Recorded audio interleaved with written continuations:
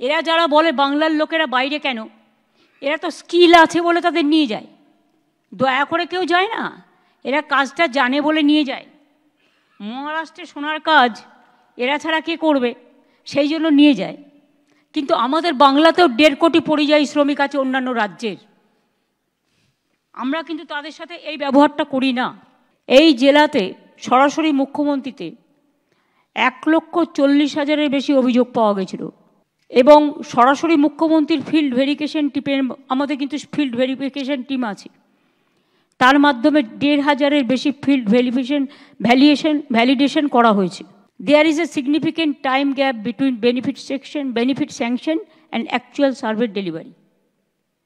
যেগুলো স্যাংশন হয়ে গেছে সেগুলো কেন পড়ে থাকবে?